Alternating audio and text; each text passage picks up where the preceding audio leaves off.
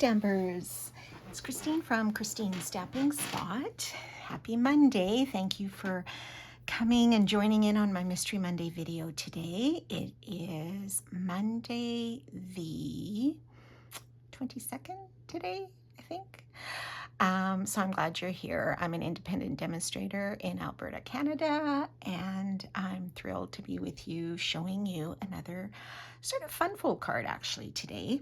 We're going to take another look at this Thoughtful Journey Designer Series paper.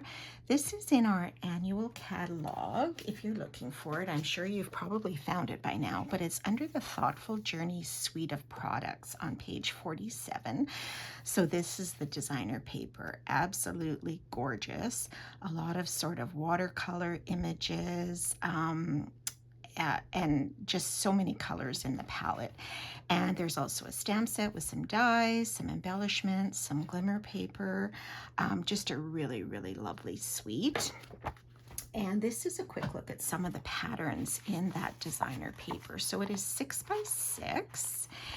And you get 48 sheets, and these are some of the patterns, like really beautiful colors in here. I'm just trying to flip both front and back so you can see. And an array of colors in here that you can pool or choose from. So we've got some Blackberry Bliss, Boho Blue, Cajun Craze, Calypso Coral, Lost Lagoon, Misty Moonlight, Mossy Meadow, Peach Pie, Petunia Pop, Pool Party, Pretty Peacock, and Wild Wheat. So a wonderful selection of colors that you can pull from if you're thinking of a base or what to do.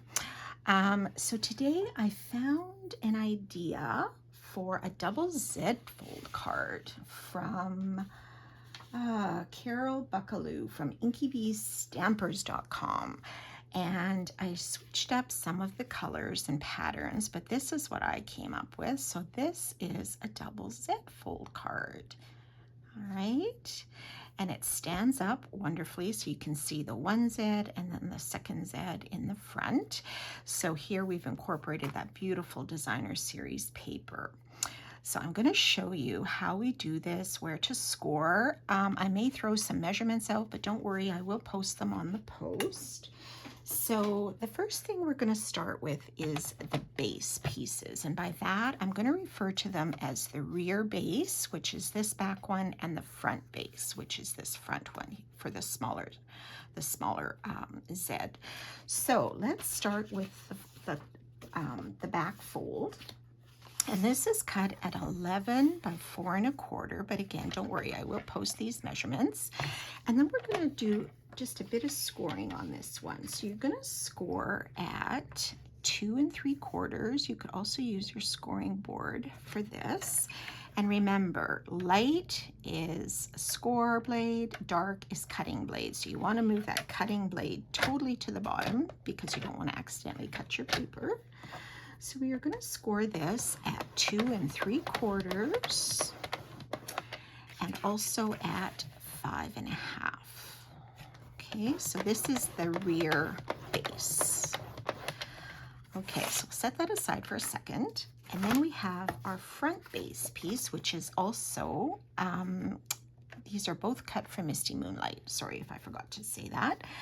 But you could, like I said, pull any sort of color out of the palette there. So this front base is cut at 10 1/2 by 3 1/4. And I just have to open my paper trimmer here. So we're going to score this twice. And we're going to score it at 4 1/2 here. And at 7 1/2. Okay, so just do a quick one there. And then we are finished with our scoring. Okay, so while we're here, let's burnish these and fold them. So for the back base, it's kind of like a valley fold and a mountain fold for both of them actually. Okay, so I'm just going to leave this here so you can see. This is the back one that we are doing first. So we're going to fold on this score line and just burnish that. I hope you can see this on the camera. Okay, so that is burnished. And then this one, the front, we're just going to fold this flat back. Okay, and just sort of give that a good burnish front and back. And that is our back base. So see, it matches right here like this. Okay, so that's the back. And then the front piece, very similar. We're going to fold this back one here. Okay, so that will be the back. And then the front, we are going to do sort of a mountain fold, I guess. I always get mountain valley, sometimes mixed up. So this will be our front like this, okay? So that is how we are going to score these. So now what we're going to do is we're going to decorate these panels. So let's start with our rear base piece. And what I'm going to put on here are some of those patterns from that designer series paper. So I pulled out these wild wheat pieces here, or this pattern, because I thought the wild wheat and the misty moonlight goes quite well together. So I'm going to put these pieces on here, and I will post these measurements. So these two pieces are the same, and they are, I believe, 3 1/8 and 2 by 2 7/8. So you're going to have 2 of those. We're just going to mat them on top here of our rear base. Okay, and then we'll put this one on this flap. And then we have one piece that is cut at 4 3/8 by 3 1/8, I believe. So let's put this one here, and you can put these on in any direction. This isn't really directional paper so much, or this particular pattern. There are some in the pack that are directional. Okay, so that is our rear base piece. Okay, so we're going to set that aside, bring out the front. So for this one, we've got a couple of different mats. So these are the directional pieces that I cut here. Okay, whoops, these are in the wrong order. Okay, so the first mat we have is a wild wheat, and then I cut some of that designer series paper for the top. So let's put these together. This is beautiful on the back too. I just love it. All right, so let's put these on top here. Okay, and then this one is going to go on your front, the larger flap here on the front. Okay, and then we have a second one for the center. And you can mix and match up some of these patterns on your card too. Some of them do coordinate really nice together, even though the pattern might be a little bit different. Okay, so let's put this here in our center. All right. And then the last one, I just did the wild wheat, and I did a piece of very vanilla. And this is because this is where the greeting will go. Now you could stamp an image on here if you wanted from the stamp set. I'm just going to leave it blank. I'm leaving mine quite simple because I think the paper is just so beautiful. I don't want to really cover up too much more than I feel I have to. So this will be our greeting section right here. Okay. All right, so there is our front base. Now we are going to put these two bases together. So there are probably different ways that people do this, but the way that works for me is I'm taking the back and the front, and I'm just going to sort of insert here in that fold. Okay, so you're going to flatten the front. You're going to put the outside on the front and the bulk of it in the back. And you're just going to sort of take a look and center it, okay, before we add any sort of adhesive. You can use glue, you can use your regular stamp and seal. If you want to use tear and tape, you can do that as well. So you're just going to sort of slide this into position where you like it. So I'm pretty happy with how that shows, okay? Now, the trick for this front flap is we only want to put adhesive under this portion of the front, because if we put it all across, this is also going to get stuck and it's not going to open properly. So we just want to focus on this part of the flap. So what I'm going to do is I'm going to hold this in place and I'm just going to put some adhesive. It's about halfway, I figure. Okay, and so again, you're gonna just sort of center this before you actually press down.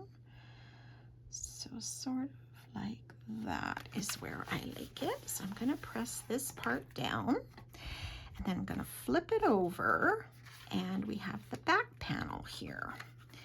So I'm just gonna put some adhesive here. And some here, okay? And then you're going to fold your back panel on top and give it a press. And when you flip it over, ta-da! That's how your Z fold comes together and the two pieces get attached. Not difficult, all right? The biggest part is just figuring out your patterns and getting your mat pieces cut, all right? All right, so now I'm just going to put a little greeting on here. So for that, I actually pulled out the Simply Said stamp set. I really like this one because it has so many different occasions and it's at a really good price point. I think it's 24 Canadian for 10 stamps. And you've got sort of all occasions in here, right? So I'm just going to use the hello. And what I did was I stamped it in Misty Moonlight on a piece of that wild wheat, and then I cut 2 circles with a stitched shapes dies, or stylish shapes dies. What are they called? Stylish shapes, stitch shapes, stylish shapes. Stitch shapes is what I wrote down. So, and then you're just going to put these, layer these on top of each other. All right. Layer these on top. And then I'm going to add some dimensionals just to pop this up a bit. And give that a little bit of a different look. So I'll just put a few on the back. And then you have to decide where you want this on your front. Now, I really love these watercolor sort of images. This reminds me like you're sort of on your way down to a beach with some of the grassier spots and you're working your way down to a beach or something. So I kind of want to leave some of this. And like on my sample, I think I'm just going to put it up here in the right-hand corner. Okay, so I still have some of that visible, but you could put it anywhere you like, right? And then we're going to add a few of our brushed, I can never say this, brushed brass butterflies. Oh my gosh, always such a mouthful. So I'm going to put a few of these that are sort of gently flying in the grasses. You can sort of angle them or leave them however you like. And there's large ones and small ones. So let's put a little small one over here.